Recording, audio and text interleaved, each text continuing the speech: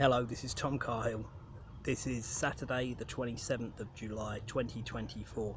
I'm going to do a couple of videos now, right? And they all kind of link together, but I'm trying to think of ways of separating them to make the main theme match the title.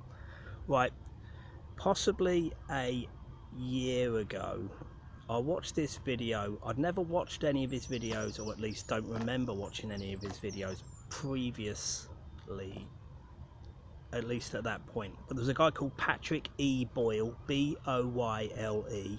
He's got a bald head. He's not normally that clean shaven, but he's not got a beard, and he always wears like nice suits.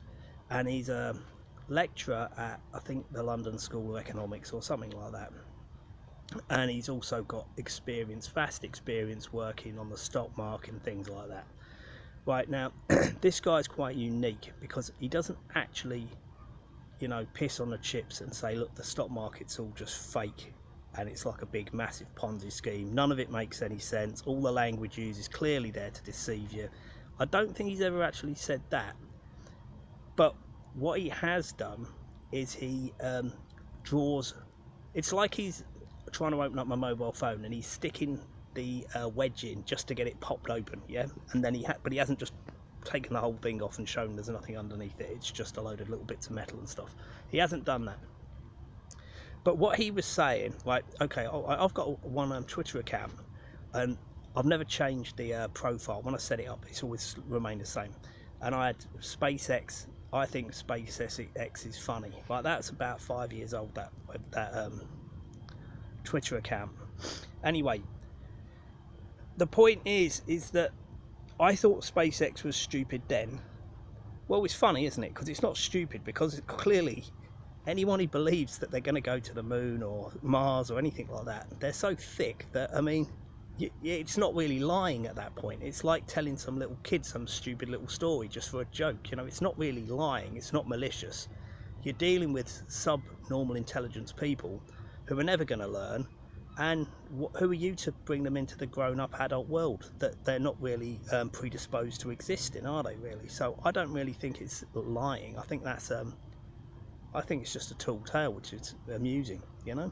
Anyway, it's like anyway, so SpaceX follows on from various other nonsense, such as the hole in the ozone layer.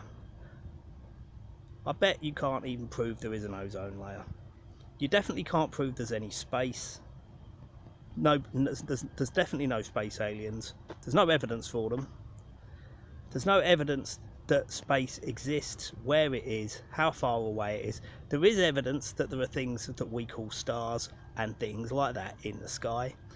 But because of the fact that they are always in the same place at the same time each year, with precession and stuff taken into account, means that we're not flying through the universe millions of miles an hour round a star which is going another million miles an hour, expanding from the orange where the Big Bang came from. All of this stuff is just absolute, this is just for absolute cretins to amuse themselves with.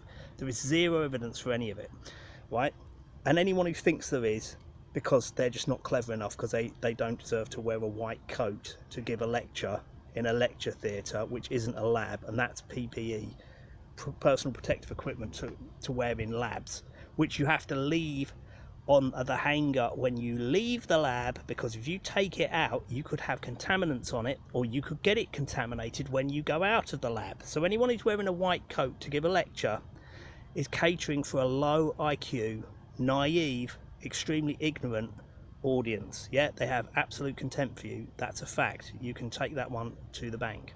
Right, anyway, so we've had Richard Branson saying he was going to go to space. You remember Michael Jackson was going to go up there with bubbles, but what happened to that?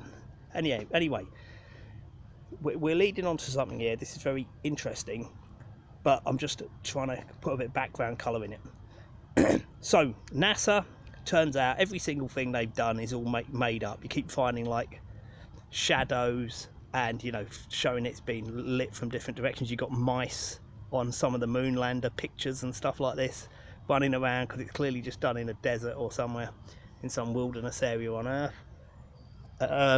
You've got the moon buggy which allegedly fitted into the moon lander. The moon lander, I know somebody, he's 6'4". Hey Tom, I went to Cape Canaveral. I'm pretty big, and it was a tight squeeze, but I got in there. And I said, what, I hope you didn't kick any of the tinfoil off. And he goes, no, it's real, man. I was inside. And I said, what, was the moon buggy inside? No, it was outside. Well, how big's are you bigger than the moon buggy then?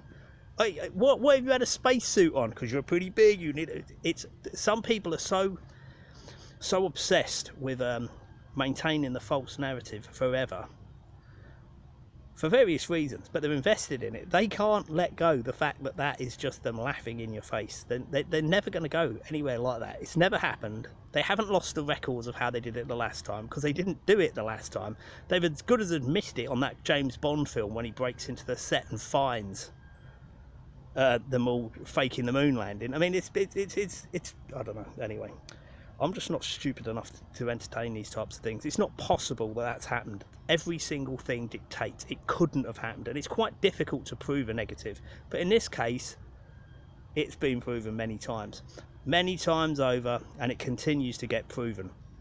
Right, so anyway, this is the thing. Patrick Boyle did a video. He's done some very good videos on like this mega project, like the Line, or NEOM with an M, not an N on the end. And so he's doing this video on that, and that's quite a good one. And he just explains how, I think he's done 2 on it, how sort of stupid it is, but he doesn't call it stupid. He sort of says it in diplomatic ways, but it's quite clear what he's saying. So it's very useful for other things as well. But he was commenting on the one about SpaceX, that the S&P 500 index in America, which is where fund managers who would, say for instance, take money from the stock market or shares from the stock market and put it into your pension or your remember, people say, I don't go into stocks and shares. Yeah, well, your bank goes into stocks and shares, so you are in stocks and shares. So shut up if you think you are. You are in stocks and shares. And what I'm going to demonstrate soon is going to be the fact that the whole thing is largely just fictitious. Right, so anyway, so they had to float, due to its market capitalisation, I think that's what they called it, they had to float it onto the S&P 500 in 2 tranches. Half, and then another half 6 months later. Right, because it would take up such a huge share, in inverted commas, of the market capitalisation, because of its market capitalisation. Right, now, if you're a fund manager and somebody wants to, for instance, there'll be guidance about what you have to do. So for instance, if you go to a chartered financial advisor, they'll say to you, do you want to just pay me and then I'll choose where to put everything, or do you want to just go with package funds, which I've got contracts with? So they get paid a few £100 for recommending a fund, and then they get a little bit each year, I believe, for recommending the fund forever. Yeah, so it's like, do you want me to go and do your shopping for you, and then you give me money, right? And then I'll get money forever because you did the shopping with me. That's what it is. Or you get me to choose for you, but that's a lie, because they don't choose for you, because they only do packaged products, but they decide which packaged product and they get a commission on which one, not how well it does. So the whole concept of chartered financial advisors is an absolute fraud. The whole concept is totally fraudulent. It's totally misleading. They're not giving you advice. They're just taking money from you to do something you could do yourself, and that's as simple as it gets. Right? There is no value in using them. They're not giving you advice. They're just saying, give me money or give me money. And they don't lose anything if you lose out. There's no incentive for them to make you any money. They just get paid by default. There is absolutely zero skill in it, and it's a complete and utter scam. Anyway, the point is, let's say you're a fund manager. Probably they have to be CFAs. Maybe they are. But the thing is, a lot of people get that qualification, but it doesn't mean they become financial advisors, even though that's a misnomer. Yeah, it doesn't actually exist. Or it does exist, but they don't have to be CFA, do they? They'll just be somebody telling you, well, do this with your money, do that with your money, do the other with your money. They don't need to be chartered financial advisors. Anyone can do this. They'll say it's not regulated or something, but this is all just rubbish. Anyone who's got money, they paid money and done some stupid training to do something totally fraudulent, will constantly fight tooth and nail to make everybody else think that it's that important and clever, and they, you know, if they had white coats, they'd be wearing white coats in appropriate times. That's how the nature of fraudulent organisations like RICS, you know, the Royal Institute of Chartered Surveyors, totally fraudulent organisation.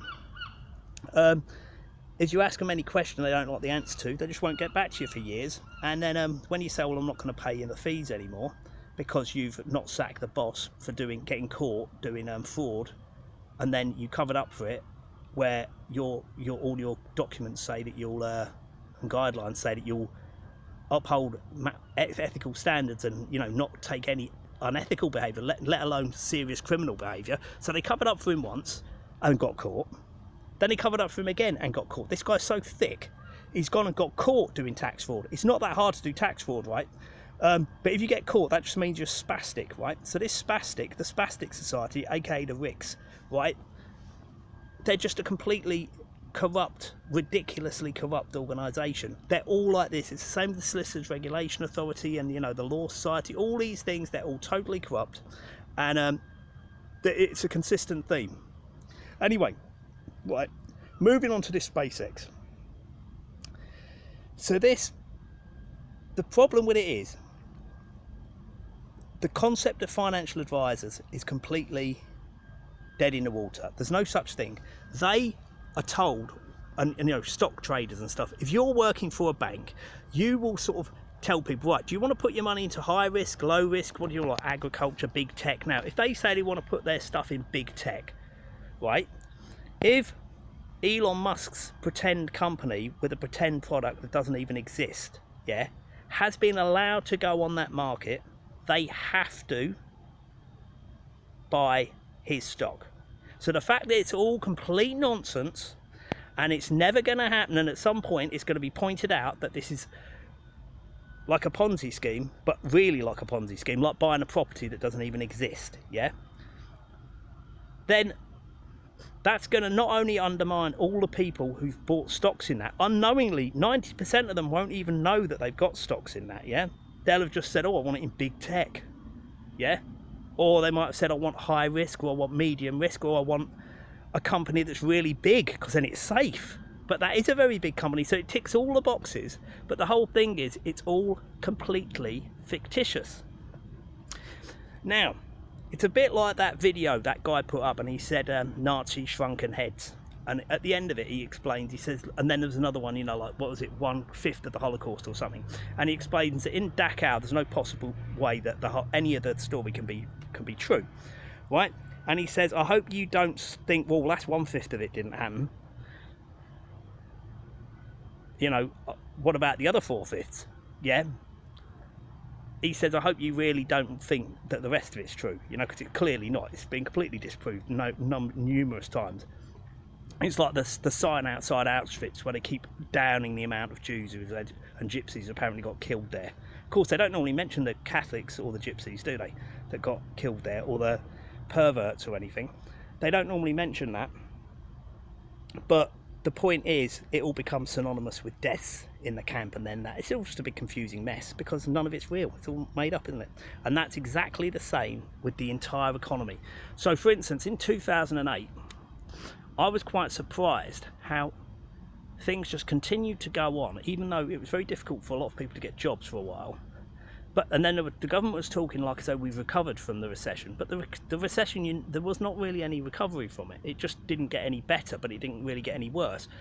And the thing is, the reason that England's still trundling along, not making anything, and Western Europe, I mean, there's lots of people 20 years ago and stuff, you'd hear about in your peer group who had never had a job in Spain, Portugal, Italy, whatever, Greece. And the thing is, remember, the situation's never got any. There were people working for free just so they could say they've had a job. So they're actually financing getting themselves to work in the morning just to have a job. Yeah? Biting at the heels of the people who actually got a job and getting paid, who've never had a pay rise in like 30 years or something, right? And the thing is that you see, people say, well, it can't keep going on like that. Well, yeah, it can't. Ceteris paribus, everything else being equal, it cannot possibly keep going on like that. But the thing is, if the whole thing is a complete fantasy, And remember, the Kalergi plan is the European project, is the Kalergi plan, and the Kalergi plan is the European project. So the fact that none of it makes any sense, it has zero application to, you know, market forces. I'm not saying market forces ever actually existed. If you think about it, like, in a closed system, yeah, they could exist, but remember, we're not really in a closed system, and everything's just reliant on the fact that because industrialization and agriculture's got so good, it's actually possible to have like 1% of the population working and everyone else just being on the dole. But you see, a lot of people wouldn't be happy about that because they're very insecure, so, and they haven't got any skills, so sending them to work each day keeps them quiet, and they just sit in work and do absolutely fuck all whilst thinking they're like a captain of industry, sending emails about meetings, about emails about not being racist and trying not to be even more racist or whatever. All this stupid nonsense, which is completely captivating all of the really low IQ people, low moral, low IQ, completely undiscerning people, is leading the world the wrong way. But in their sort of semi-state of consciousness, they actually believe they're doing something. And if you can suspend them in that realm of fantasy, you know, like where children learn stuff in school, you should have schools to teach children how to read and write and do basic maths. That should be the end of it. But why isn't it the end of it? No, because you have to get them in there with a load of like social dropouts who could never do anything in real life. Wasn't the case when I went to school. Lots of the teachers had done proper jobs in the past. You don't get that type of person going into teaching now. It's just people who just couldn't, well, they wouldn't be able to put up a shelf or something like that. They wouldn't be able to boil an egg. They're just useless people, and then people put them in charge of the children.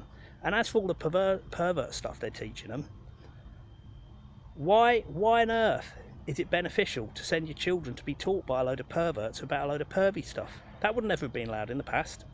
In the past, if you were a teacher and you started teaching children all the shit they teach them now, the school would be burnt down with the teachers in it. The police would come along and go, oh, well done, I wish I was there. You know, the standards are just eternally plummeting in this country, and it's not going to get fixed by it's not going to get fixed on its own. And that's why they're trying to crank up the race baiting stuff in the last couple of days. So it's gone from never mentioning the race and even omitting pictures of offenders or suspects, let's say, right, in any case where a black person or brown person or a non-white person does a rape or does a stabbing. And now they don't even really mention anything about the victim, like the one in Medway Magistrates Court that's meant to have happened yesterday. He was in court, and they don't even mention the fact that who the soldier he's meant to, the off-duty soldier officer was, where he lived, what age he was, all these stupid irrelevant details they normally obsess over. They're not mentioning them anymore. All they're doing is putting a big picture of a black man and saying he's done it, basically. But he hasn't been to trial yet. So how can you say he's done it? Do you see what I mean? It's sub juris. Well, it's not even sub juris, because they were announcing this before he even went to get like put on remand. So as you can see, the light switch has been pressed, right? And I'm going to do one in a minute on Jordan Peterson and Elon Musk, sticking with the SpaceX theme. He's got this imaginary son who he's estranged from, but it doesn't matter because he's imaginary. So he's estranged from his imaginary friend, but it's not an imaginary friend, it's an imaginary son. But the thing about this son is, this is good. I mean, I like the way he's always got a good smile on his face. Elon Musk does actually take his work very seriously, doesn't it? Having a laugh at thick people must be quite fun, but I'd get bored of it. But yeah, so anyway, so now he's saying he's at war with LGBT because they've killed his son, because the son, who didn't exist, of course, has killed himself because during lockdown, because of COVID, yeah, but even reinforces that that's real, yeah, right, during COVID, he started taking puberty blockers, and then he's killed himself, and he's blaming LGBT, not him, the parent. But it doesn't matter, because the kid doesn't exist, because it's all completely made up, so you can have a laugh with it. Anyway, my name's Tom Carhill. It's Saturday, the 27th of July, 2024, and I'd like to know what you think. Right, it's the S&P 500 index in the US. SpaceX is on there. It's the biggest company that doesn't exist, but on paper the biggest company that's ever gone on it. Right, and it had to be let in two pieces, and it's not doing anything. Everything it does, is in inverted commas, is CGI. It's not real. It's just a complete mendacity of nonsense, and people are falling for it. But then again, you know, he's not making them fall for it. He's doing everything he can to make a complete joke of every single thing he does, and people still think he's great and he's going to save the world. Well, unless the space aliens do. But you do need a leader to mess you around and steal everything off you and destroy your life if you're an insecure, low IQ person with no discernment, because you don't want discernment, because discernment is synonymous with taking responsibility, and low IQ, low moral, undiscerning people do not like responsibility. It terrifies them. Okay, thanks very much.